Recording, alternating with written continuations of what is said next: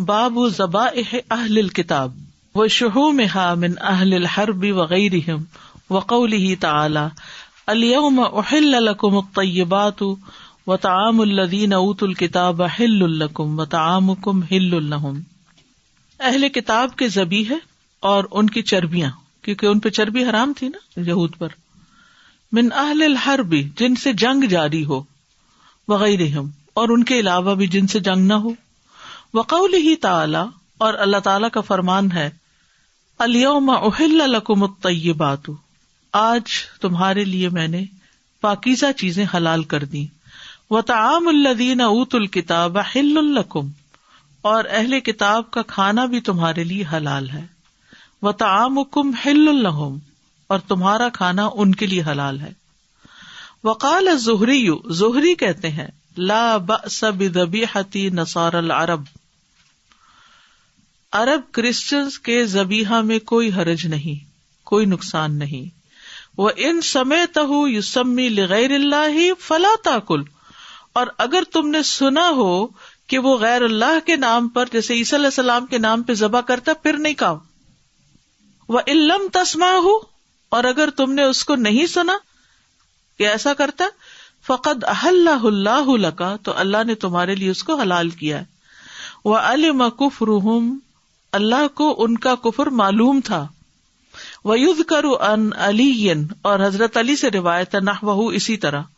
وقال الحسن وابراہیم لا بأس بذبیحۃ الاقلف، حسن اور ابراہیم کہتے ہیں کہ کوئی حرج نہیں بے ختنہ شخص کے ذبیحے میں، یعنی ایک شخص کا اگر ختنہ ہی نہیں ہوا ہوا اور وہ ذبح کرتا ہے سرکمسین ختنہ. وقال ابن عباس، اور ابن عباس کہتے ہیں طعامہم ذبائحہم، طعام سے مراد ان کے ذبیحے ہیں کہ ان کے ذبیحے حلال ہیں. طعام سے مراد روٹی چاول نہیں ہے، کیونکہ وہ تو ہندو کے گھر بھی آپ کھا سکتے ہیں، یعنی نان ذبیحہ تو آپ مشرک کے یہاں بھی کھا سکتے ہیں. سورۃ المائدہ آیت 5 میں آتا ہے اعوذ باللہ من الشیطان الرجیم اليوم احل لکم الطیبات وطعام الذین اوتوا الکتاب حل لکم وطعامکم حل لہم والمحصنات من المؤمنات والمحصنات من الذين اوتوا الكتاب من قبلكم اذا آتيتموهن اجورهن محصنين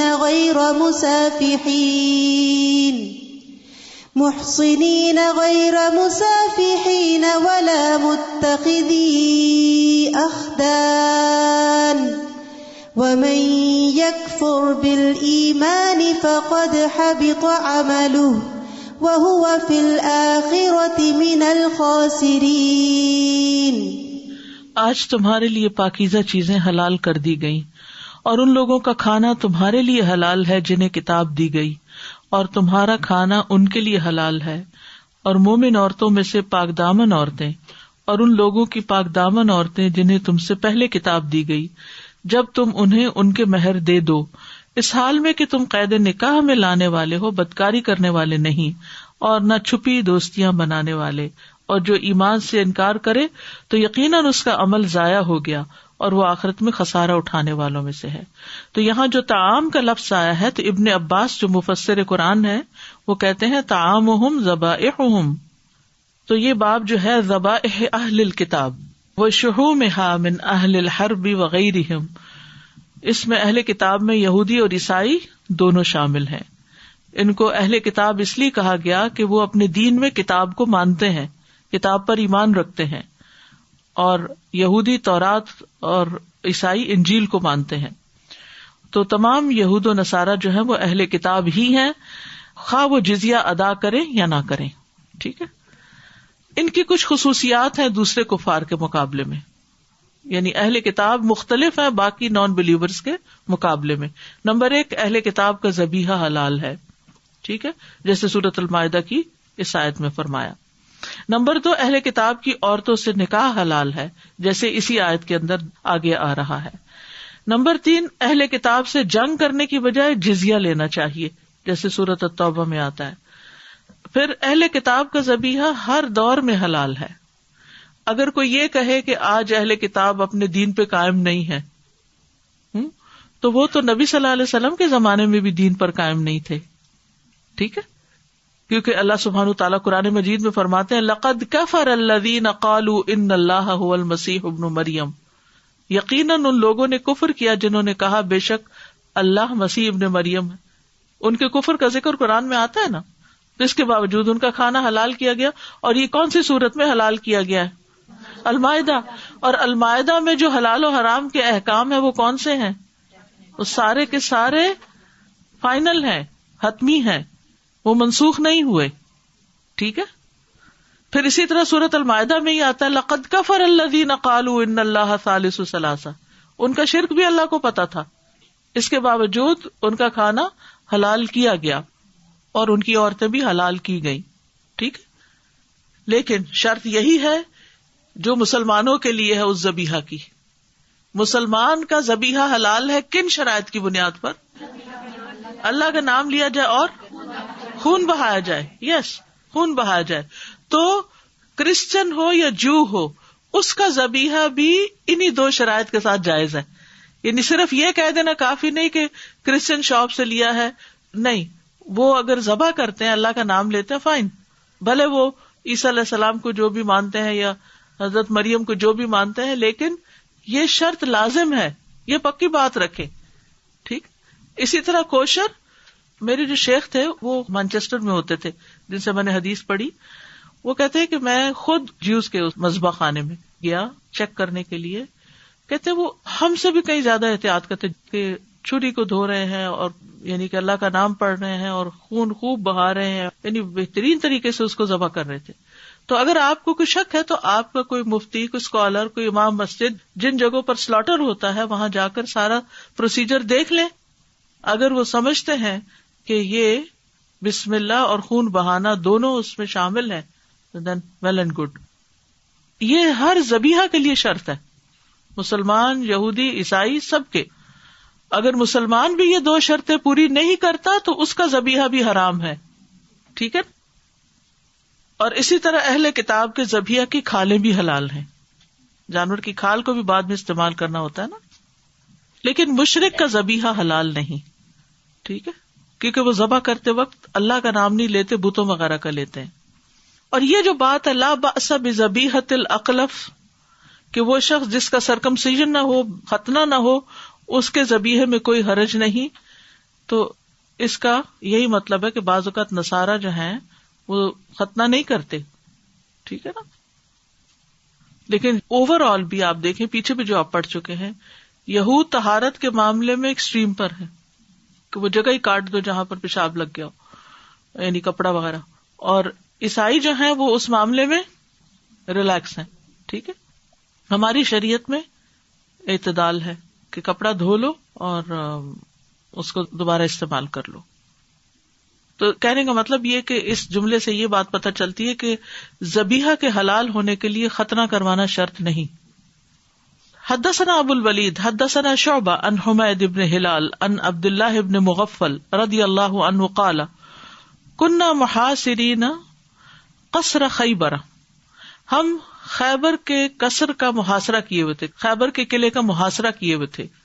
فرما انسان بجراب فیہ شحم، تو ایک انسان نے ایک تھیلی پھینکی جس میں چربی تھی، کیونکہ وہ خود تو کھاتے نہیں، ان کے لیے تو حرام ہے نا چربی، یہودی تھے اس قلعے میں۔ فنزعت، تو میں لپکا، لآخذہ، تاکہ میں اس کو پکڑ لوں، اٹھا لوں۔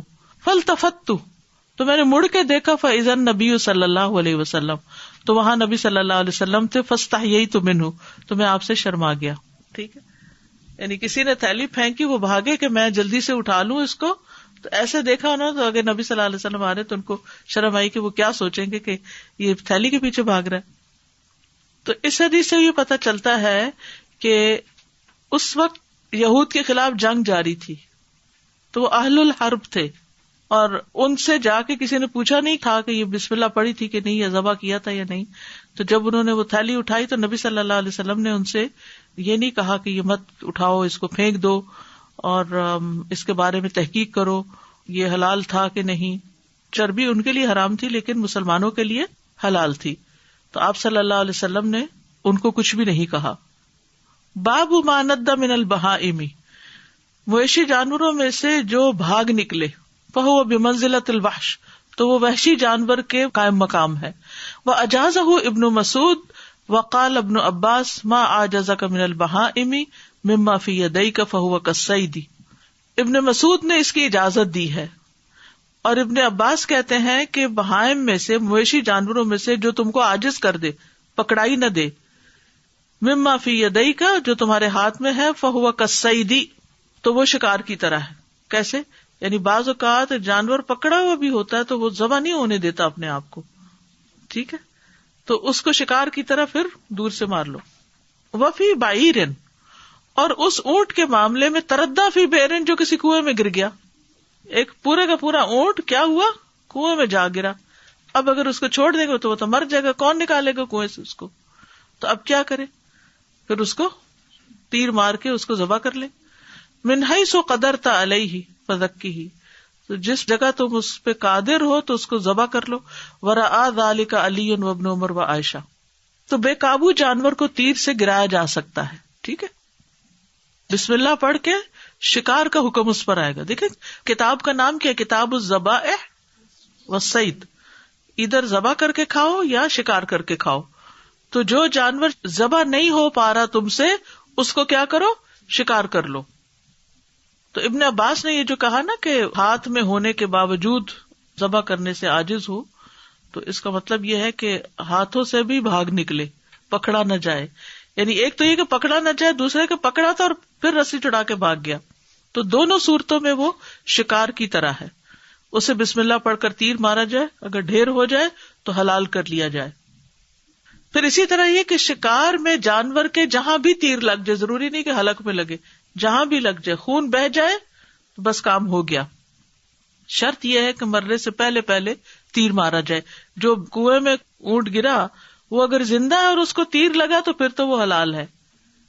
بعد میں کنویں میں اتر کے تو پھر اس کا گوشت کاٹ کاٹ کے اوپر ڈولوں سے بھیج دیں گے. لیکن اگر وہ مر گیا اور پھر تیر مار رہے ہیں تو اس کا کوئی فائدہ نہیں. حدثنا عمرو بن علی حدثنا یحیی حدثنا سفیان حدثنا ابی عن ابایا بن رفاعہ ابن رافع بن خدیج عن رافع بن خدیج. یہ حدیث سب زبانی یاد ہو جانی چاہیے. قال قلت یا رسول اللہ، میں نے کہا اللہ کے رسول، انا لاقو العدو غدا، ہم کل دشمنوں سے ملاقات کریں گے، یعنی دشمنوں کے ساتھ مٹ بھیڑ ہوگی. ولیست معنا مدا، ہمارے پاس چھریاں کوئی نہیں. فقال اجل او ارن، فرمایا کہ جلدی کرو پھر یا پھرتی سے مار دو. اجل او ارن دونوں کا ایک ہی معنی تقریباً بنتا ہے. ما انہر الدم، جو خون بہا دے، خون نکال دے. وذکر اسم اللہ، اور اس پہ اللہ کا نام لیا جائے. فکل، تو کھا لو. لیس السن والظفر، دانت اور ناخن نہیں ہو. وسأحدث اما السن فعظم، اور میں تمہیں بتاتا ہوں کہ سن جو دانت ہے وہ ہڈی ہے. وہ اما الظفر فمدى الحبشہ، اور جہاں تک ناخن کا تعلق ہے وہ ہڈی تو نہیں لیکن وہ حبشیوں کی چریاں ہیں. وأصبنا نهب ابل وغنم، تو ہمیں اونٹ اور بکریاں لوٹ میں ملی. نہب کہتے ہیں لوٹ. فند منها بعیر، تو ایک اونٹ بھاگ نکلا. فرماہ رجل بسهم، تو ایک شخص نے اس کو تیر مار دیا. فحبسه، تو اس کو پکڑ لیا. فقال رسول اللہ صلی اللہ علیہ وسلم ان لهذه الابل اوابد كاوابد الوحش، یہ اونٹ جو ہیں ان میں بعض وحشی جانوروں کی طرح ہوتے ہیں. فاذا غلبكم منها شيء ففعلوا به هكذا، اور اگر کوئی تم پر ان میں سے غالب آ جائے تو اس کے ساتھ ایسا ہی کرو، نہیں تیر مار کر اس کو گرا لو. تو مطلب یہ ہے کہ اگر ذبح کی مہلت نہ ملے اور تیر لگ کے خون نکل جائے جسم سے تو وہ ذبح کے ہی قائم مقام ہو جاتا ہے. ٹھیک ہے، کیونکہ قرآن میں واضح آ گیا وَلَا تَأْكُلُوا مِمَّا لَمْ يُذْكَرِ اسْمُ اللَّهِ عَلَيْهِ، وہ مت کھاؤ جس پر اللہ کا نام نہیں لیا گیا. Asaba, in one of the previous hadith, I think a few days ago, we studied that if a hunted animal falls into water, then you can't have it anymore. وہ جو مر جائے اندر ڈوب جائے نا، اگر وہ ابھی پانی میں گرا ہی اور آپ نے تیر مارا، اس کا خون نکل گیا اور وہ پھیل گیا ہے پانی میں تو پتہ چل گیا تو پھر. لیکن اگر کوئی گر گیا اور وہ ادھر ہی پھول گیا تو پھر نہیں. دوسرا یہ کہ اونٹ جو ہے وہ کنویں میں گرا ہے, پانی کے اندر نہیں ڈوبا, ڈوب بھی نہیں سکتا کیونکہ کنواں تو چھوٹا سا ہوتا ہے. گھر کا گدھا بھاگ گیا ہے تو اس کو اگر مار لیں تو کیا وہ وحشی گدھے کے حکم میں آ جائے گا؟ نہیں, یعنی کہ وہ وحشی کی طرح ہے, اس کے حکم میں نہیں ہے, تو مارنے کی ضرورت ہی نہیں گدھے کو, کیونکہ دوسرا جانور تو مار کے ہم کھا لیں گے نا, تو گدھے کو مار کے کیا کریں گے. Sometimes the wild donkey is translated as a zebra. So it's actually a different animal. Like a wild donkey is not a wild version of a domesticated donkey. It's a completely different animal. صحیح. It's probably from the same species, but slightly different. ساتھ یہاں پہ یہ ہے نا ذکر سورہ مائدہ میں کہ حلال کھا سکتے ہیں آپ اہل کتاب کا, تو اس میں ہندو اور سکھ بھی آ جاتے ہیں. ذبیحہ تو ہم نہیں کھاتے لیکن باقی چیزیں خشک کھانا کھا سکتے ہیں, جو یعنی میٹ لیس, جیسے آپ روٹی ہے آپ لیتے ہیں ہم سے سارا کچھ. اب بہت سارے وہ لوگ بزنس کرتے ہیں, روٹیاں خواتین پکا کے بازار میں دیتی ہیں, وہ آپ خرید لاتے ہیں, کوئی حرج نہیں. Ustaza, I have a friend who's a convert to Islam. Her family's Hindu, and she said that the food that they have, even though it's vegetarian, they often use it for puja, and then they will serve others from it. یعنی جو cell بھی کرتے ہیں وہ بھی پوچھ لینا چاہیے. پھر باب النحر والذبح وقال ابن جریج عن عطاء لا ذبح ولا منحر الا في المذبح والمنحر قلت ایجزی ما یذبح ان انحرہ قال نعم. باب النحر والذبح, نحر اور ذبح کا باب. نحر کہتے ہیں گلے سے کاٹ کر, یعنی گلے میں چھری مار کر ذبح کرنا. اونٹ کو اس طرح عام طور پر ذبح کیا جاتا ہے, اور گائے, بکری, ہرن, بھیڑ, ان کو ذبح کیا جاتا ہے. وقال ابن جریج عن عطاء لا ذبح ولا نحر الا فی المذبح والمنحر. اور ابن جریج کہتے ہیں کہ میں نے عطا سے پوچھا, ذبح کے جانور کو اگر میں نحر کروں تو یہ جائز ہے؟ ذبح والا جانور جیسے بکری, تو اگر اس کو میں نحر کر لوں تو کیا یہ جائز ہے؟ قلت ایجزی ما یذبح ان انحرہ قال نعم. انہوں نے کہا جی ہاں. ذکر اللہ ذبح البقرہ, اللہ نے گائے کا ذبح کرنا ذکر کیا ہے. فَإِن ذَبَحْتَ شَيْئًا يُنْحَرُ جَازَ, اور اگر تم نے ذبح کر لی کوئی چیز جس کا نحر کیا جاتا ہے تو جائز ہے. وَالنَّحْرُ أَحَبُّ إِلَيَّ, اور نحر مجھے زیادہ پسند ہے. وَالذَّبْحُ قَطْعُ الْأَوْدَاجِ, اور ذبح کرنا گردن کی رگیں کاٹنا ہے. قلت, میں نے کہا, فَيُخَلِّفُ الْأَوْدَاجَ حَتَّى يَقْطَعَ النَّخَاءَ, میں نے عطا سے کہا ذبح کرنے والا رگوں کو کاٹ کر سفید دھاگے تک جو گردن میں ہوتا ہے پہنچ جائے اور اس کو بھی کاٹ ڈالے. نخا حرام مغز ہوتا ہے نا, وہ جو پیچھے سے اسپائنل کارڈ کے اندر سے گزر رہا ہوتا ہے, اس کو بھی اگر کاٹ دے. یقول یقطع ما دون العظم, تو وہ کہتے ہیں کہ وہ یعنی عظم کے علاوہ اس کو کاٹ دے, یعنی ہڈی نہ توڑے اس سے پہلے. ثم یدعو حتی یموت, پھر اس کو چھوڑ دے کہ وہ مر جائے. وَإِذْ قَالَ مُوسَىٰ لِقَوْمِهِ إِنَّ اللَّهَ يَأْمُرُكُمْ أَن تَذْبَحُوا بَقَرَةً, اور جب موسیٰ علیہ السلام نے اپنی قوم سے یعنی بنی اسرائیل سے کہا کہ بے شک اللہ تمہیں حکم دیتا ہے کہ تم ایک گائے ذبح کرو. إِلَىٰ فَذَبَحُوهَا, یہاں تک کہ انہوں نے اس کو ذبح کر لیا. وَمَا كَادُوا يَفْعَلُونَ, اور وہ ایسا کرتے دکھائی نہ دیتے تھے. وقال سعید بن جبیر عن ابن عباس الزکاۃ فی الحلق واللبۃ, کہ ذبح جو ہے زکات کا مطلب ہوتا ہے ذبح کرنا, حلق اور سینے کے بیچ میں کرنا چاہیے, یعنی یہاں سے نیچے سے کرنا چاہیے. وقال ابن عمر و ابن عباس انس اذا قطع الراس فلا باس, لیکن یہ دوسرے کہتے ہیں کہ اگر سر اوپر سے بھی ذرا کاٹ دیا تو کوئی حرج نہیں. تو بنیادی طور پر نحر اور ذبح کا فرق بتایا گیا ہے. نحر گردن کے نچلے حصے کو کاٹنے کی صورت میں ہو سکتا ہے, ٹھیک ہے. کبھی اونٹ نحر ہوتے دیکھا, اس کی گردن لمبی ہوتی ہے نا, یہاں اس کے رکھ کے تیر مارتے حلق کے قریب, ٹھیک ہے. اور ذبح گردن کے اوپر والے حصے سے کاٹنے کو کہتے ہیں. تو جانوروں کو نحر یا ذبح کرنا دونوں ہی جائز ہے. بعض کہتے ہیں کہ قرآن میں جیسے اونٹ کے لیے نحر آیا ہے تو اسی طرح ہی کرنا چاہیے, اور ذبح کے وقت حرام مغز نہیں کاٹنا چاہیے, ٹھیک ہے. ذبح کے لیے وہ نہیں کاٹے, ہڈی کے علاوہ کاٹیں اور پھر چھوڑ دیں.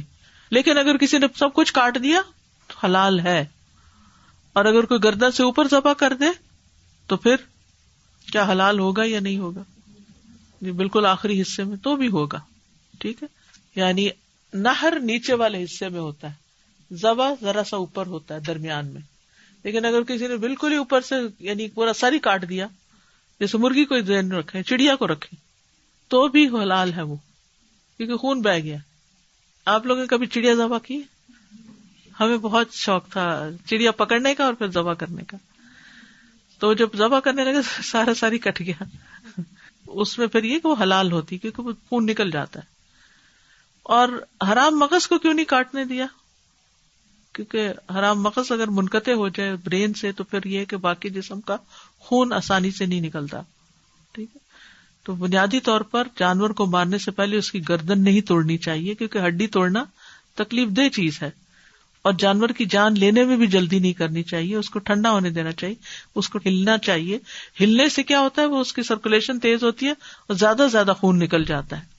ٹھیک ہے, اور اسی طرح ذبح کرتے ہوئے جانور کے اوپر بھی نہیں چڑھنا چاہیے, وہ بھی تکلیف دینے والی بات ہے, اس کا ویسے ہی سانس رک جاتا ہے. اور اسی طرح باندھ کے بھی نہیں مارنا چاہیے اس کو, لیکن اونٹ کا ایک پاؤں باندھنا چاہیے, جیسے قرآن مجید میں آتا ہے نا, فاذکروا اسم اللہ علیہ صواف فَإِذَا وَجَبَتْ جُنُوبُهَا فَكُلُوا مِنْهَا. سورۃ الحج 36. سو ان پر اللہ کا نام لو اس حال میں کہ گھٹنا بندھے کھڑے ہوں, کیونکہ اگر نہیں باندھے گے تو وہ کبھی بھی نہر نہیں کر سکتے. آپ الہدا میں ہر سال الحمدللہ اونٹوں کی بھی قربانی ہوتی ہے, تو اس دفعہ مجھے پتا چلا کہ وہ بندھے ہوئے پاؤں کے سمیت بھاگ نکلا ہوں, بہت مشکل سے پکڑا اس کو, تو وہ ابل عوابد کی طرح ہو جاتے ہیں. قرآن مجید کی آیت کا ترجمہ, سو ان پر اللہ کا نام لو اس حال میں کہ گھٹنا بندھے کھڑے ہوں, پھر جب ان کے پہلو گر پڑے تو اس میں سے کھاؤ.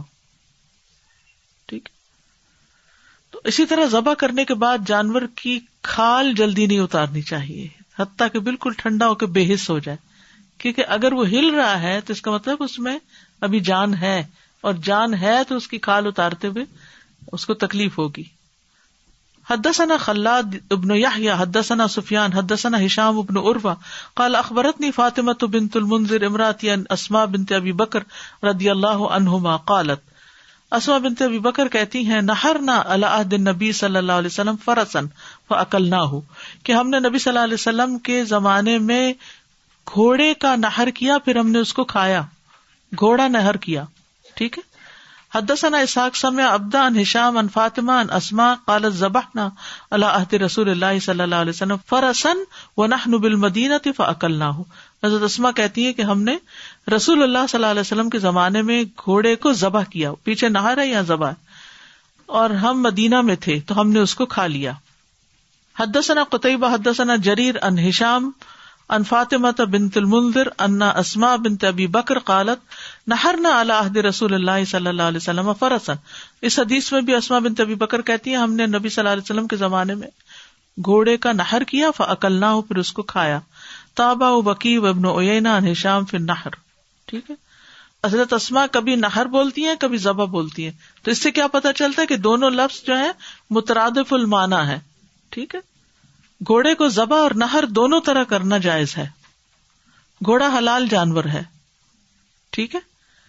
بعض کے نزدیک حرام ہے کیونکہ اس کا ذکر قرآن مجید میں والخیل والبغال والحمیر لترکبوها وزینہ ویخلق ما لا تعلمون ان کے ساتھ ذکر کیا گیا, بکری بھیڑ گائے وغیرہ کے ساتھ ذکر نہیں کیا گیا. اس بنا پر وہ کہتے ہیں گھوڑا حرام ہے. لیکن آپ دیکھیے یہاں حضرت اسماء کی حدیث سے صاف پتہ چلتا ہے کہ گھوڑا حلال ہے. آپ میں سے کس کس نے گھوڑے کا گوشت کھایا ہوا؟ صرف میں نے. ہم دبئی میں تھے تو مجھے مسجدوں میں جانا بہت اچھا لگتا تھا. ہم شام کی نماز کے لیے ایک مسجد میں گئے تو وہاں ایک خاتون بیٹھی ہوئی تھی, سلام پھیرا, اس سے سلام دعا ہوئی تو کہنے لگی کہ آپ کہاں سے ہیں, تو ہمیں بتایا. تو ہم نے پوچھا آپ کہاں سے؟ کہ ہم قازقستان سے ہیں. تو پوچھا کیا کرتے ہیں, بتایا. ہمیں یہ ہوتا ہے کہ دعویٰ کا ایک موقع مل جائے. بہرحال بہت خوش ہوئی, کہنے لگی کل آپ ہمارے یہاں کھانا کھائیں. تو ہم نے بھی ایکسپٹ کر لیا کہ مزید کچھ بات چیت ہوگی, تو ہم اس کے گھر چلے گئے. تو انہوں نے کہا کہ ہم گھوڑے کا گوشت کھاتے ہیں تو اس کے میں نے کباب بنائے ہوئے. وہ کہتے ہیں کہ اس میں انرجی بہت ہوتی ہے, یہ گھوڑا بھاگنے دوڑنے والا جانور ہے، اسٹرانگ ہوتا ہے. تو کہتے کہ ہمارے ہاں تو قازقستان میں باقاعدہ پالے جاتے ہیں تاکہ ذبح کیے جا سکے، اور وہ وہاں سے منگواتی تھی، یعنی وہاں سے باقاعدہ میٹ آتا ہے ان کا. جی ٹیسٹ جیسے میٹ کا ٹیسٹ ہوتا ہے. ان کے کباب بنے ہوئے تھے جس میں نمک مرچ کم تھا تو وہ بس ٹھیک تھے. اور یہ کم کھائے جانے والے جانور ہے، یعنی اوور آل دنیا میں ہی اس کو کھاتے نہیں بلکہ زینت اور سواری کے لیے استعمال کرتے ہیں. So I found out this fun fact very recently, that the meat of horse is 3 times more healthier than the meat of beef. It has more proteins, and as you said, it has more energy, and it is more easy in digestion. اگر کبھی chance ملے کوئی دعوت بلائے تو کھا لیں بسم اللہ پڑھ کے. سبحانک اللہم و بحمدک اشہد ان لا الہ الا انت استغفرک و اتوب الیک. السلام علیکم و رحمۃ اللہ وبرکاتہ.